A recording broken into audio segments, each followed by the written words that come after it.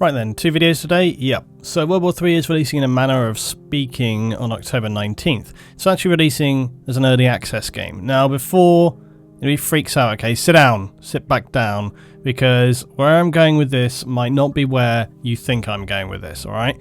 So listen, as I keep saying lately, have a whole listen to the whole video. Let's talk about that release date, as well as the fact that the game is coming out as early access. Now also today, blended in here, I'm using some of Jack Fragg's Gamescom gameplay, which I appreciate him giving me permission to use. Okay, Jack's always really cool about sharing footage with others, so big thanks to Jack. Earlier today, I ran a poll on my community tab page on YouTube, which I'm now using more for running polls and in general asking things, posting stuff up. I love the fact that you guys have been interacting a lot there, and it makes me want to post up more things, find interesting giveaways to do for you, and so on and so on. If you want to check out that, the link is below and it's also pinned in the comments, and it enables me to, for example, like share stuff with you guys, like the upcoming release of Dirt Rally, without necessarily doing a specific video on it, although I might want to do a video on it. Anyway. In that poll, I asked people, do they think that the release of this game is basically being done in the time period when Battlefield 5 would have been released, and how contentious is that? Was this time period chosen to get a foot in the door now that Battlefield 5 has been delayed until November? The poll in a 6-hour period had 1,500 votes, and 62% of those were saying that it's a mistake to rush it out because release quality is critical.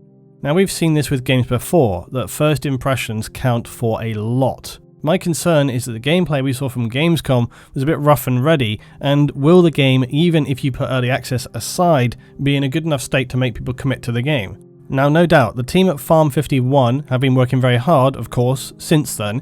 In fact, they said as much in a reply to the poll that I posted today on my community tab, where I didn't expect them to turn up, and they said, let us work. Best regards from Poland. So they're obviously working on things, and they wanted to come in and just have something to say there. It's pretty obvious they're going to be working hard on the game, and I'm glad to see the devs decided to come in, still engaging. It's a positive sign that they're confident about their release, and of course they are. They want it to be a success.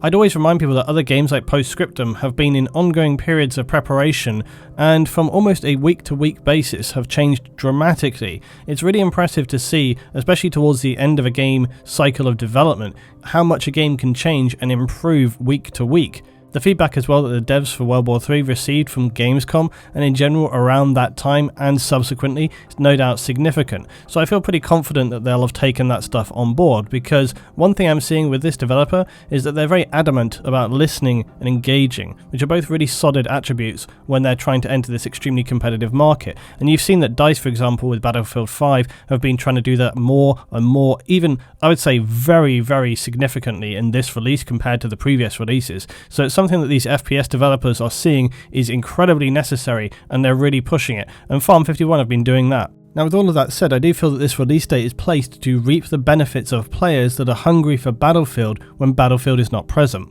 At the same time, I would say, what would you have them do? I mean, it's a pretty tough balancing act to be choosing the release date for your game around so many huge AAA releases, while simultaneously you're trying to make the game at a level that you feel confident enough to push out to the public and then throw yourself at their mercy. So with that in mind, let's talk about the fact that this game is releasing as an early access game. Now, this is, to me, something I think is unnecessary and a negative, but not a negative for us as players, negative for them as developers. Why? Well, because I think it's not necessary, and let me explain what I mean. Early access has become a dirty word these days. So many games that promised so much and have delivered so little, or just flat out were abandoned. People got sick of the concept of giving money to projects which just later would bail out, but had promised so much.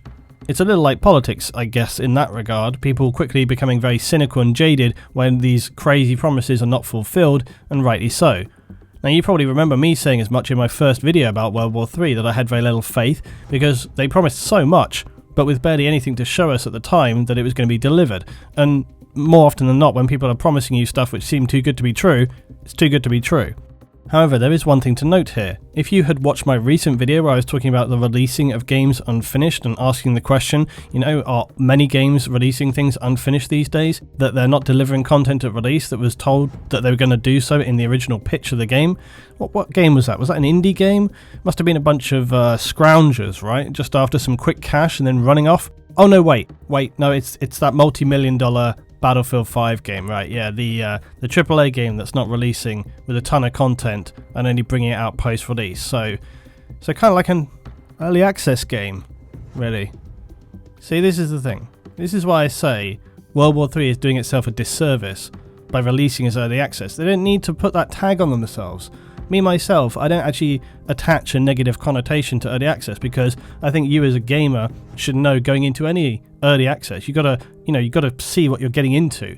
Okay, with an early access title, there's a reasonable possibility that it might amount to nothing, or it might drag on and on and on for years through 16 alphas or whatever. Okay, early access games can be really great though. Why?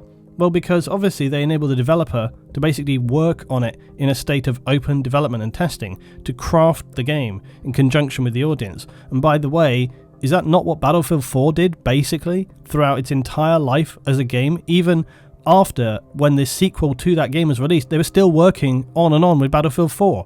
I mean, it was basically an early access game. So yes, in one respect you could say, this is bullshit. I wanted World War 3 to be released day one and as a finished product, all fine-tuned, ready to go, the best modern combat game around. Now, I'd agree. That sounds awesome. However, I'd also say that the benefits of releasing it as an early access game are really tangible and perhaps even superior to just releasing it with so much, being tied in and locked down already initially at release. It's just too early to say. And honestly, it's quite a double-edged sword. There's pros and cons whichever way you look at it. And until we get an updated look at the game and people can see how things have progressed, it's really not fair or feasible to make a judgment about it. And even when we do see some updated footage, that's not going to show the entire package, it's not going to show you what's there. I mean, as with almost everything these days, we're not going to know until it's there, and we can guess and we can speculate, and it's good to guess and speculate because it drives conversation, drives interest, and it's also good to have critical thinking conversations. I often hear this so many times from people where they're like, why talk about it? Why speculate? Why discuss? Blah, blah, blah. It's good to speculate and discuss. Gets your brain thinking, it makes you sort of think outside the space. Sometimes you stumble upon ideas that you didn't know you were thinking of in the first place, and then it takes you to a place where you can kind of push forward and take that critical conversation to the developer. So it's all good, it's all positive conversation. It's interesting to me though to consider the decision making in going with an early access style release instead of a more standard signed, sealed, delivered package. And also there's nothing to suggest that the content at release for the game is going to be scant or weak. There's nothing to say that this isn't going to be a really solid release in terms of content, but then it's also just going to be worked on as well. Early access simply means it's going to be continued in development actively post-release. Pretty much everybody wants that. So in that sense, as I said recently in terms of games being released unfinished, aren't nearly all games basically early access these days anyway? So that's pretty much all I got to say about World War 3 at this point in time. We need a lot more information, we need some more footage, we need some access, we need to see where the game is progressing. Hopefully that will come at some point in the near future. But until then, thanks for watching as always. Tell me your thoughts please down below. Always interested to read and see what you guys got to say. Drop a like if you enjoyed the video, it helps me out, helps the channel. So all I got to say is I'll see you on the next one.